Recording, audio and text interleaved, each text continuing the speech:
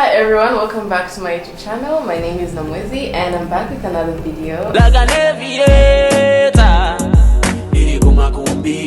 got me feeling you better. Can I write you a letter? What you do to. And in today's video, I have with me Mr. Kalendo.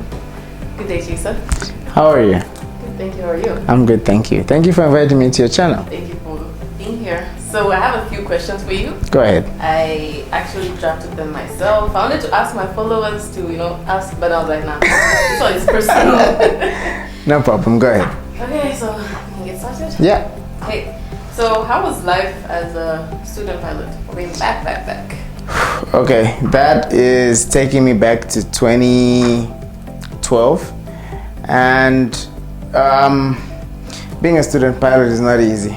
Okay. I'm sure you would know. Especially when you come from a world or a family that's not aviation oriented. Life as a student pilot, for the most part, is a lot of hard work, a lot of joy, but a lot of tears. I know we like to build this perception that air school is a breeze or a walk in the park, or you're able to just enter and leave air school. But anyone who's been to air school will tell you that that's not true. Yeah. The most important thing is the hard work, because it's very easy to give yourself this perception that just because being a pilot is cool, it means getting there is easy. But being a student pilot is not easy in any way, shape, or form. So yeah, that's me as a student pilot. And do you have any regrets while you went to flight school? Regrets? Not really. Hardships, yes. Maybe I would say I should have studied more and partied less.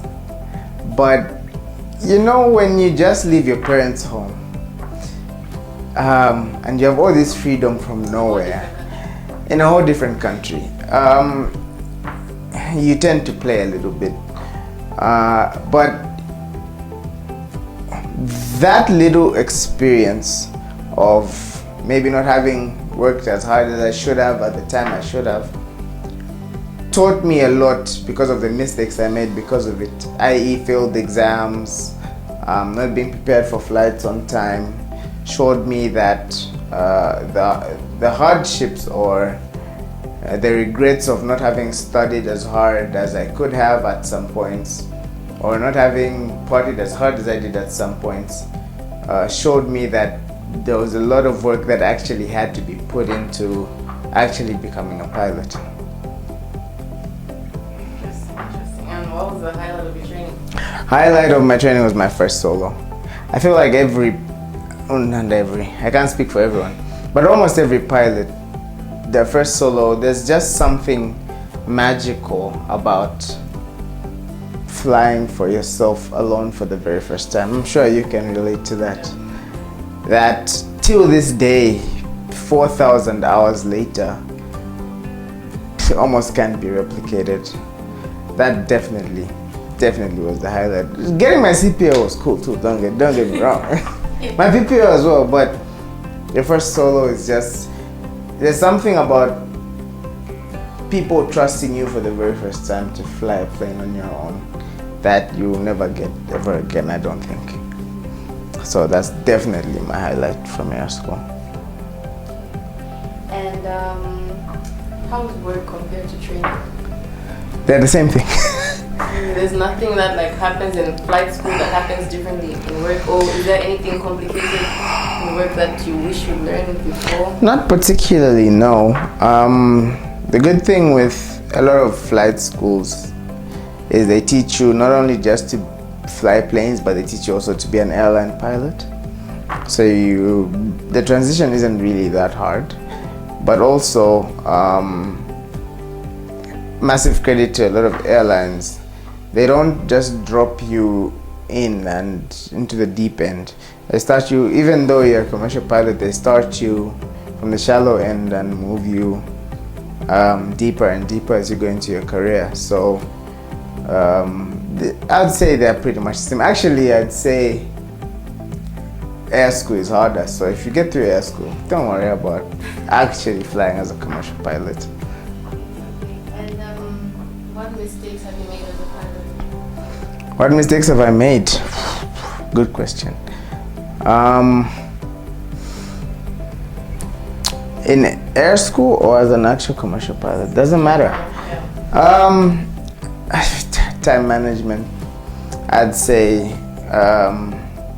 When you're used to, I don't know where your followers are from, but when you're used to something called Zambian time, those who know, they know, it gets a bit hard to adjust to actually being very time conscious.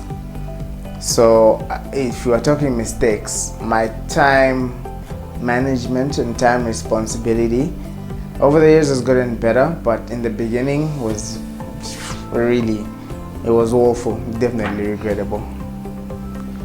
And what are the best decisions you've ever taken throughout training? Starting actually is not as easy as a lot of people make it out to be. Like, oh, you only did it for 2 years or 1 year and whatever. That means it's easy. Starting was one thing. Persevering through failed exams is another thing.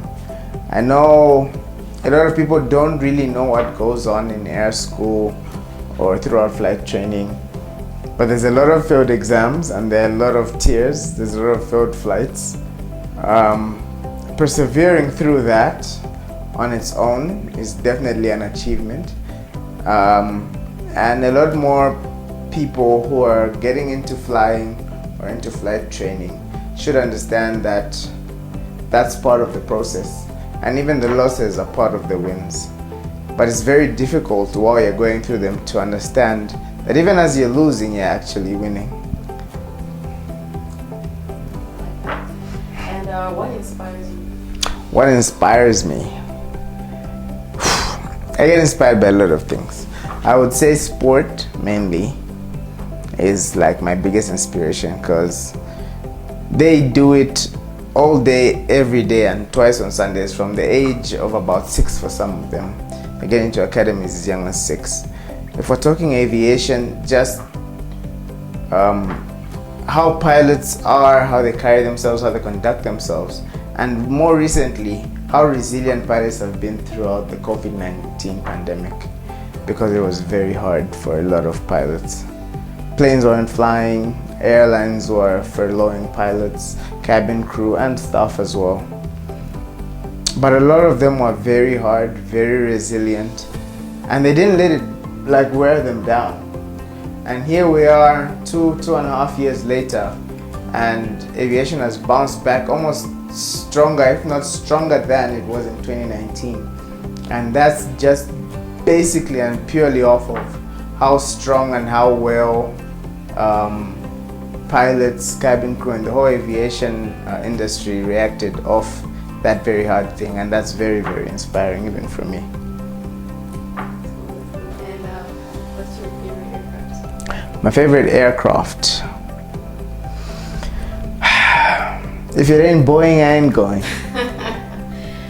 Did you hear what happened with the 737 MAX? Like, have you watched that documentary? Yeah, I have. And are you still going? Yeah, of course. Okay. And what airline would you love to work for if you could, like, dream airline? That question is actually the answer has changed throughout the years, because in the beginning my answer was always to go to a very big airline, the biggest in the world, but there I'll just be one of 20,000-30,000 pilots, and in the grand scheme of things they don't really need me. Where I am right now and how things are going, I play a big part. What I say matters, and I'm really causing a lot of change to to the Zambian aviation industry. So where I am right now is kind of the dream for me. And what can, I'm sure you've got a lot of people that watch you. You more than me. You're now more famous than I am. By the way, guys, he was the Zambian, the youngest commercial pilot, and he's won I don't know how many awards for it. It was so cool. It was so cool. Actually, interesting fact, the first time I heard of aviation, of being a pilot, was when his picture was in the papers. It was like, oh, 21-year-old pilot, this, that. I was like, what? I'm still 21. How many years later? It doesn't matter. But yeah, I just saw that, and at that time, I don't think you were on social media too much, so No. there wasn't really much to search for, like, okay, yeah, there he is. We just news, this, that. We didn't have anything personal to see about you, you know? So then I had to like start doing research on my own. What's aviation? What's this? What's involved? You know?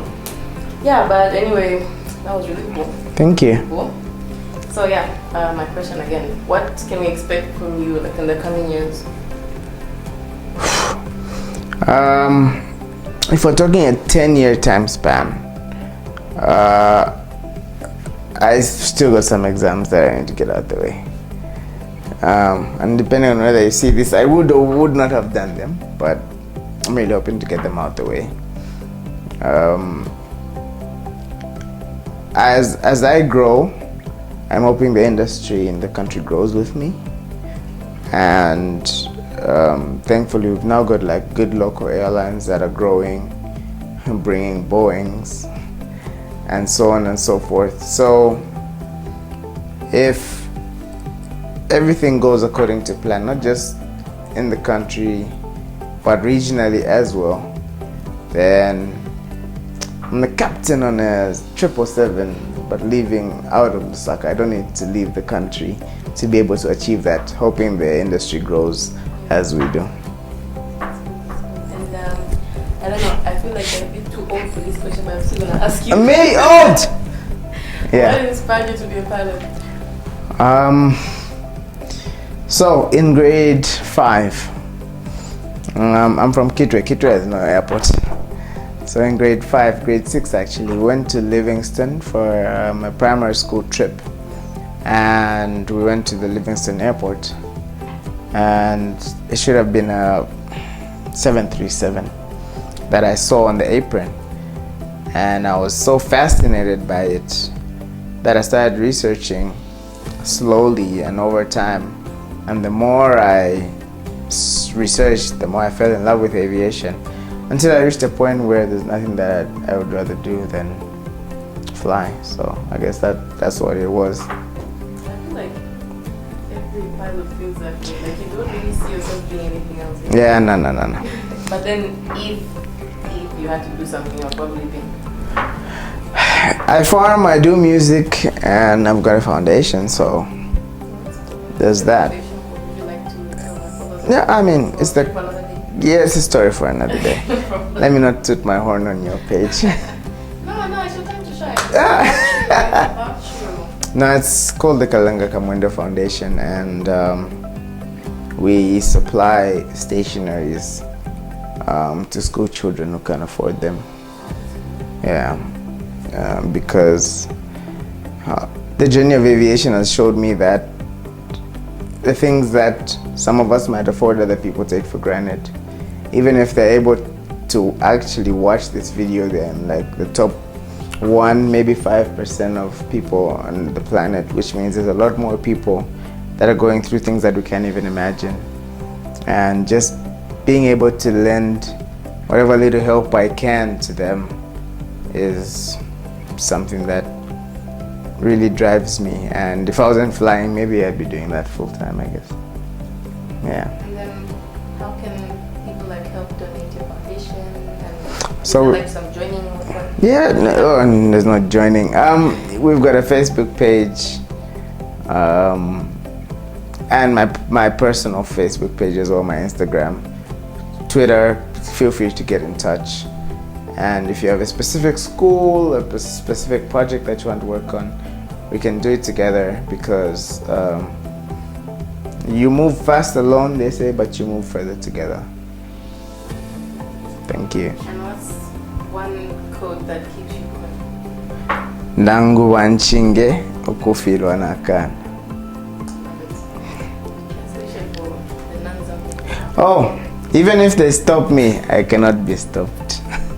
Even if you try to stop me, rather, I will not be stopped. Anyway, guys, that's Kalinga Commando. Thank you so much for your time. I really You're welcome. appreciate Thank you this. for having me. And thank you guys for watching. Please don't forget to subscribe, like, comment, and Share. thank you. And I'll try and feature more pilots on my page to help you guys help the upcoming pilots. Just give you a glimpse, because I didn't have this during my time, so I'm trying to make some steps It's good what you're doing. I wish I would have done it, but the internet wasn't what it was in 2012. It wasn't what it is now. I'm really happy that you're doing what you're doing. Spreading a lot of awareness to like people that aren't really into aviation. Anyway, guys, thank you for watching. Bye.